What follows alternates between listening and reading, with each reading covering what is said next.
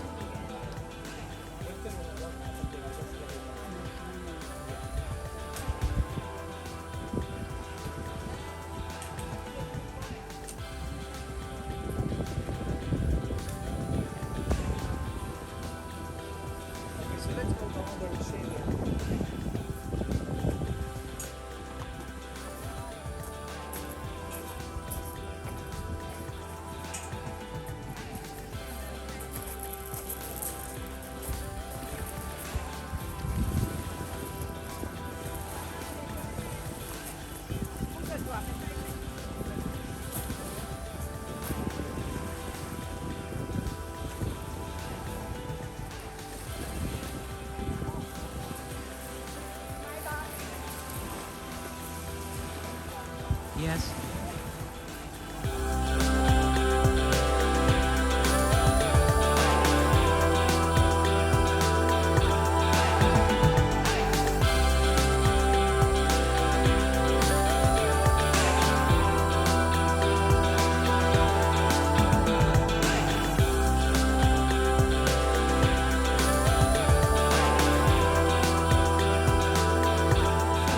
And you threw your own net, and this is how you can have more and more fish.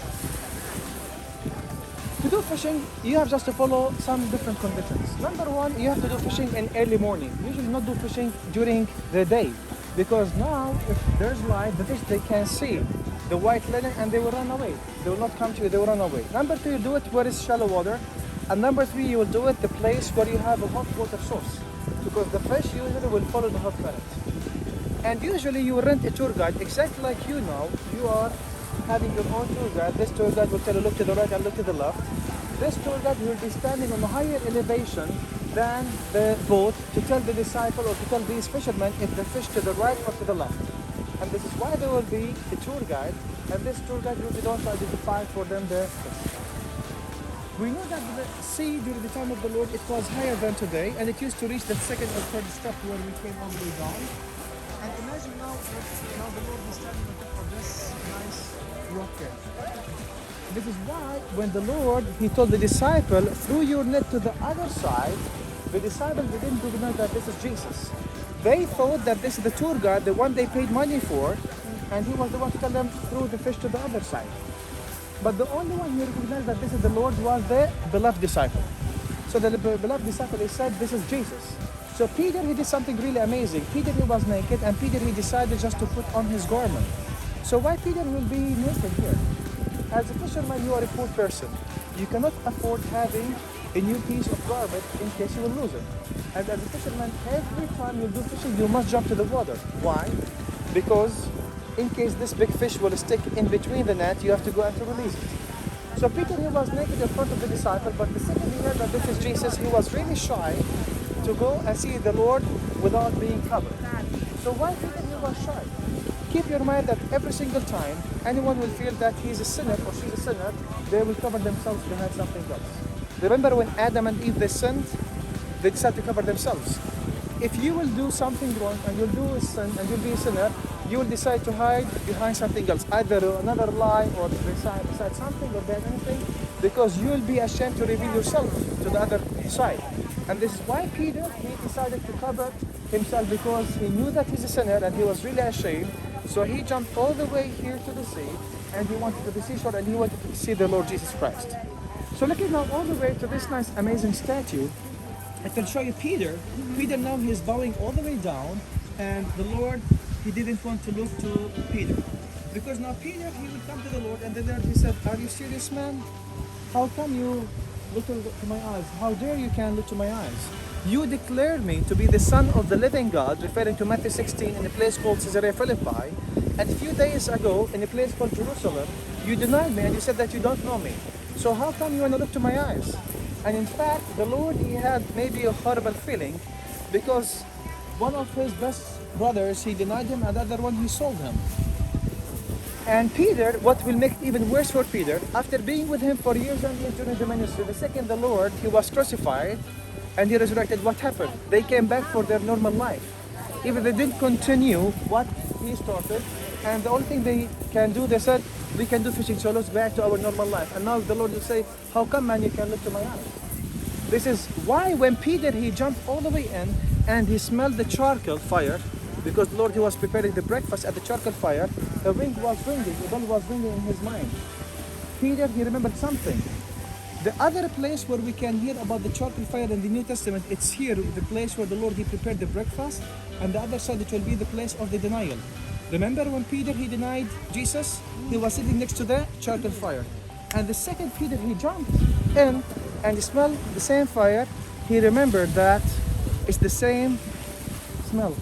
You know, I just denied the Lord, and you know, he started to remember what happened in a few days, that you know, I denied him. So he bowed down, trying to ask for forgiveness from the Lord himself. So the Lord, he told him, Peter, do you love me? Peter, do you agape me in Greek? Which means, do you love me unconditional love? Peter, he said, of course, I commend you, I love you as a habit. Then the Lord, he said, no, Peter, do you agape me? Do you love me unconditional love? One more time, he said, I commend you, I love you as a brother. Then the Lord, he knew that no one can give the unconditional love. And he told him, do you love me as a brother? Do you follow me? And he said, yes. This is why I told you yesterday, giving the son, your firstborn son, as a sacrifice, it was a well-known sacrifice during history, till God, he gave us his first and only begotten son, because he showed us what does mean the unconditional love. And the Lord, he knew that no one can give the unconditional love except him. And now you can see how the Lord, he showed forgiveness, and he did the restoration for Peter himself, showing him mercy. Also, Peter, now he learned a lesson, because when the Lord, he said, threw it to the other side, it was a well-known term for the east side of the Sea of Galilee, remember? The place where the Gentiles. And when he threw the net to the other side, it was also a symbol from the Lord, so now you have to go and you have to preach everyone. This is why the Bible said that they caught 153 fish. Why 153? Why this exact number? According today to the papyrus, the one we found in Alexandria, we call it Alexandria papyrus. It said that during the Roman Empire, inside this fish, there were 153 different types of fish. Some of it, it's kosher, some of it, it's unkosher, which means some of it, Jews, they can eat it, some of it, they cannot eat it. But God, he collected everyone. So he took everyone. Also, according to Pliny the Elder, he said that during the time of the Lord, and during the Roman period, there was 153 nations, which means go and spread the word between all the nations. This is why you will sing, follow me and I will make you fishers of men. Also in Hebrew, as I told you, every letter, it has equivalent in number. 153, two words, they will appear, Ani or Lahim. And Ani Lahim, it will give us 153. And Ani Lahim means, I am God. Remember what I told you today? What's the name of God? I am. So Peter, he saw that Jesus Christ, he is the true living God, because he declared him in Caesarea Philippi to be the one, and here he showed him that I am God, the one who denied him just a few days earlier.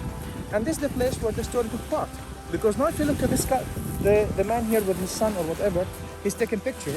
Behind him you can see the rock, and if you look behind the black rails, you can see the place where you have the steps. Can you see the steps? Can you see the steps? Yeah. These steps, this is here the way, because this is here like a death.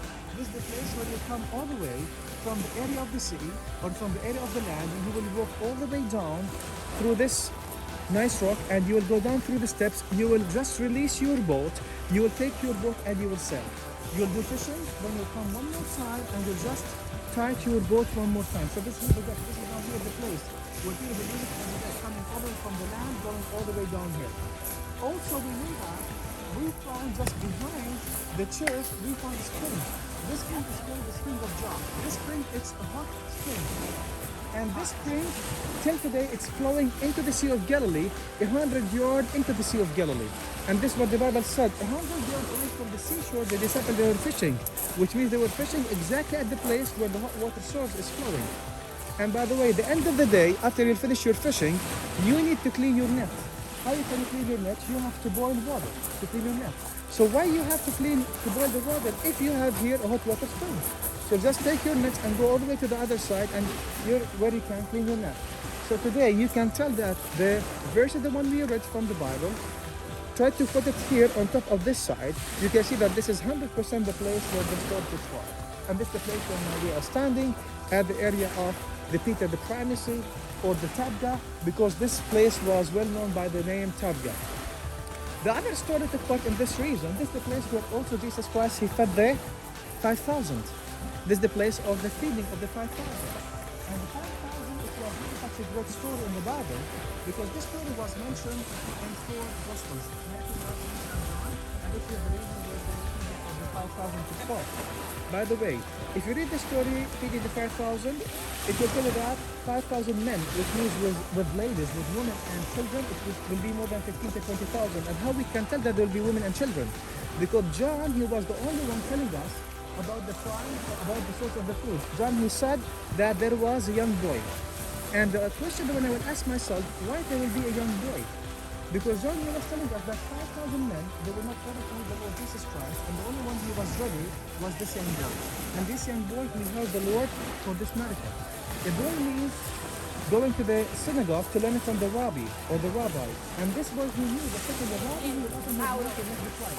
So this one, he said, I'll be ready, I have my food, I have my fish, and I have my bread. And the second this Lord will start preaching, even though it will take him hours, I'll be ready. This is why no matter how old are you, if you are a young boy, another, you are black, white, you are from Africa, from Asia, it doesn't really matter. Each one of us, we have our own role, but there is kingdom of God. And this is what people in this region feeding the multitude. And this was a concept of option. Remember when they started before Jesus? They said, ma'am, thousands of people, we cannot afford buying for the money. 200 denarii, it will not be enough. And the denarii was a coin at the time of Jesus.